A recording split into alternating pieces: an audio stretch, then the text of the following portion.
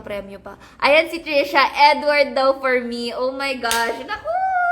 Eto na. Pero dito, sa episode ngayong gabi, kailangan busisihin natin kung siya ba talaga. Baka magbago naman yung actions niya. Baka sa una lang yun, di ba? Hello, Kuya Tomas. You're here. And of course, malalaman natin mamaya Sunday pilot episode ng Tamang Hinala. So make sure po na manood kayo mga katropay. 6:30 to 7:30 p.m. po yan. Dahil may chance ulit po kayong manalo ng lucky 50,000 pesos. Grabe, di ba? 50,000 total prizes. Oh, 50,000 pinapamigay natin. Si Maester Blake, silong daw. Nako, silong talaga. Mukhang suspect at salari na talaga to. Mahirap po maging tamang hinala eh. Sabi ni I am Zabel. Okay lang. Pag mga babae, di ba, pakinggan nyo daw ang mga kutob at instinct nyo. Ayan, never daw mali ang isang babae pagdating sa mga kutob-kutob. Oh, di ba? Sabi nila yan, chika lang sa akin ng friend ko. Charis, hindi, pero ngayon, makukonfirm natin kung tama nga ba ang mga kutob din ng ating girls sa ating boys. Ayan, kaya naman mga tropay, ngayon pa lang ay mag-sign up o mag-login na kayo sa pi.com.ph. Ayan, pi.com.ph po. Sagutin na mamaya ang tanong na ibibigay ko gamit ang inyong device. Super simple lang, ayan, vote lang kayo.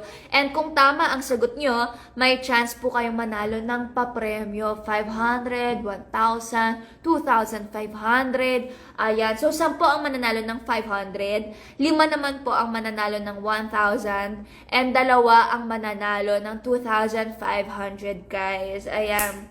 Sabi ni Trisha, pag si Edward yan, libre ko mga friends ko. Oh, love it. Ayan. Gusto ko yan. Dapat ganyan. Invite niyo yung mga friends niyo, tapos mag-iba-iba kayo ng hula. O, para sure, di ba? Para lahat, kung sakaling sino man ang manalo, may pangkain pa rin kayo. Kaya naman, galingan po ang pag-imbestiga at syempre husayan ang pagkilatis para tama po ang hinala ninyo kung sino ang salarin at guilty sa kasong pagsyaro ng lumpiang Shanghai. Oo. Pero dahil speaking of guilty na nga tayo, guilty, not guilty, mga suspects at salarin, habang naghihintay tayo ng hashtag Pi Alaswerte 6pm, maglalaro ako ng guilty or not guilty game. And syempre kung guilty rin po kayo or not guilty, mag-comment rin kayo dyan. Ayan, i-share nyo kung nagawa nyo rin ba ito, and kung isa to sa mga nagawa nyo na rin before or patuloy na ginagawa. So, ganon. Kahit ano lang. Ayan, para naman, hindi po ako naboboard dito. Charis, sabi ni Taiwan Noodle, shoutout daw, hello, Ryle! Hi, Ryle! Kamusta ka na? Ayan, si Ryle, naaalala ko to from Bida Star. Ayan. True yan, mas magaling talaga maghinala ang girls. Kaya for me, si Edward, sabi ni I'm Zabel. Ay, nako.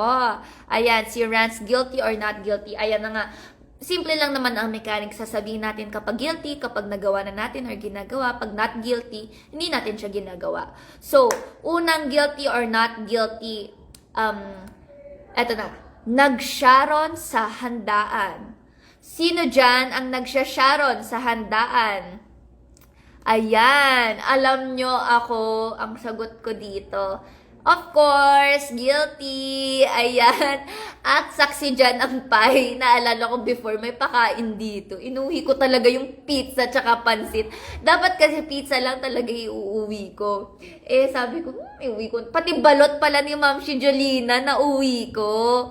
Oo, so, ang dami ko pang na-sharon. So, guilty dyan ako. Si Trisha guilty rin daw. Ayan. Sino pang mga guilty dyan?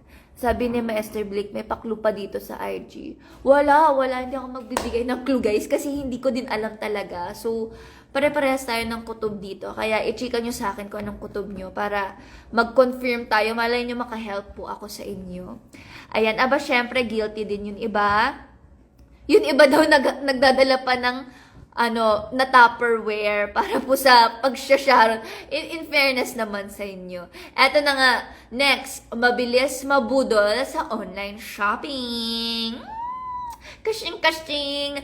Of course, ako, ang sagot ko dyan ay guilty. Kasi alam nyo guys, yun, pagsha-shopping ko pa sa online shopping. Di ba kasi ang bilis, ang dali, i-click mo lang, tapos check out ka na.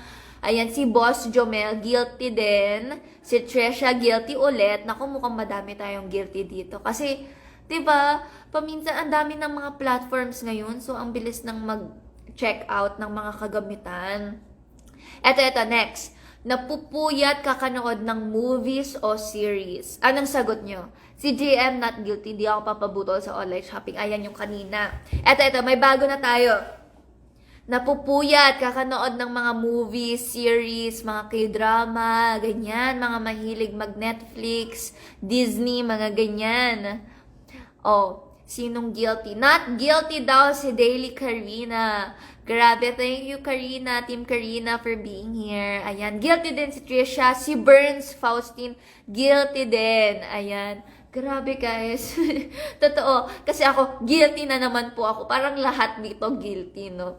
Eto na, next na natin. Madalas mag-stress eating. Sino dito yung pag na guilty pero kay Crush MS? Sabi ni JM, naku, sa kanya ka napupuyat. Hoy, nako ha, kayo, John Lawrence. Ito na yung next question. Si John Lawrence at saka si I'm Zobel, not guilty. Pero si Ryle guilty sa stress eating.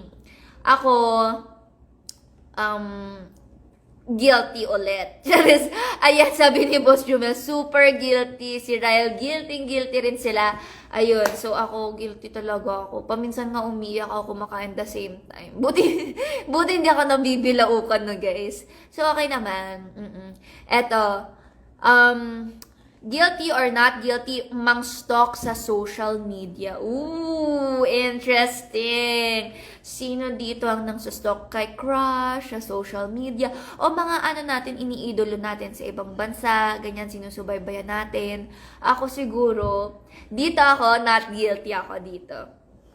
Feeling ko kasi wala na akong time mang-stalk. Yung ganun, nasa social media lang ako para mag-post, mga ganyan. Or, tas after nun, parang nasa school na ako. So, mga hindi ko wala akong masyadong time mang-stalk. Pero pag may time ako, feeling ko guilty rin ako. So, pag from time to time lang siya. Ayan. Ay, guilty ako dyan. Hello kay crush kung nandito ka. Sabi ni JM. Ay nako. Kayo talaga. Yung mga mahilig mag-heart sa mga stories ng iba. Diyos ko doy. Nakikita kaya yun. Ewan ko ba sa inyo? Eto na. Mahilig mag-procrastinate. Guilty or not guilty? Mahilig mamaya na yan. Oo. Hala, sabi ni I'm Zobel, guilty sa ex. Hala, ini-stalk mo pa yung ex mo. Wag na, di ka makaka-move on yan, te. Ayan na nga. Sa next question na tayo, guys. Mag-procrastinate. Guilty or not guilty? Sabi ni Trisha, not guilty. Good for you, girl. Si Burns, guilty. Ako, guilty. Oh, next. Maniwala sa chismis. Guilty ba kayo or not guilty? Ako, feeling ko dito ako for sure not guilty. Oo, kasi sabi nga, ako nga laging nakakakuha ng balita. Alam niyo yun? Sabi ko, pag sinasabi ko sa kanila, huy, alam niyo na ba yung chikang ganito? Late ka na. Alam na namin lahat yan. Tsaka napagchikahan na. So, ako talaga yun, wala masyadong alam. So, hindi talaga ako masyadong nakaka-chismis kahit sa mga friends ko. So, feeling ko, paano ako maniniwala kung hindi ko naman alam, guys, 'di ba? So, not guilty talaga. Sabi ni JM, not guilty, mag-fact check dapat. Tama 'yan, guys. Si Maester Blake, half guilty lang daw. Eto next. Madalas mag-snooze ng alarm clock. Ako, feeling ko not guilty. Oo. Hindi, naniniwala ako not guilty pala. Kasi ako parang kapag nag-ring na siya, parang hindi ko alam yung tamang term. Yung parang nagaganon talaga, tapos diretso gising na ako. Tapos hindi na ako makatulog. Eto si Trisha, guilty daw siya. Ayan. Naku, mahirap yan. Paano kung na-late ka, hindi ka na nagising?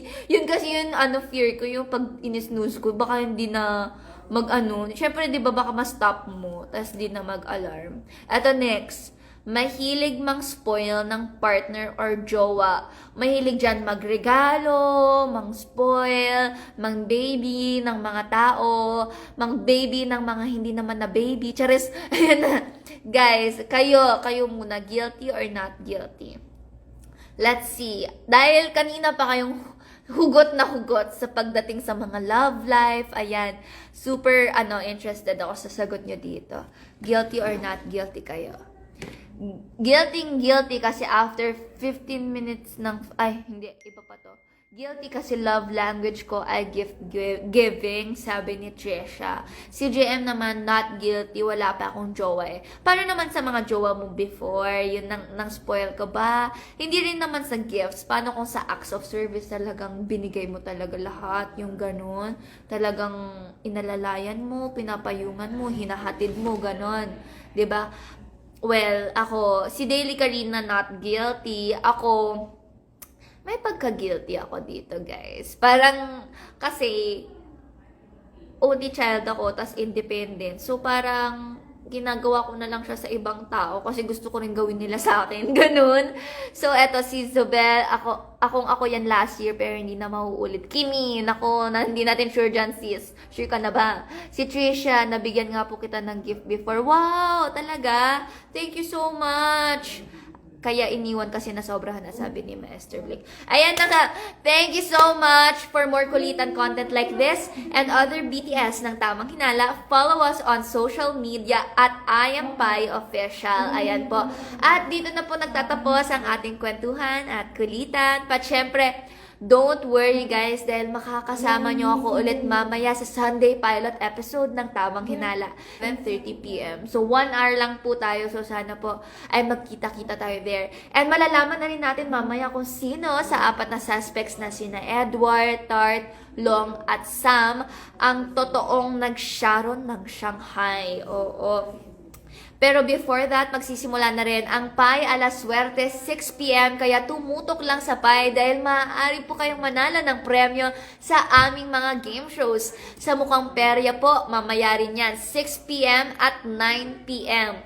Ang Tamang Hinala naman po ay 6:30 p.m. and Sinong Manok Mo at 7:30 p.m. So, ang dami nating nagaganap na pangyayari. So, for sure, matutuwa po kayo at mag-enjoy, may entertain. Yan po ang promise namin sa iyo every Saturday and Sunday and every day dito sa Pai Channel. Kaya thank you po so much for watching our pre-show. Ako ulit ang inyong Tamang Hinala Special Agent, Karina Bautista. Enjoy the rest of the night. Mwah! Bye guys! Mwah!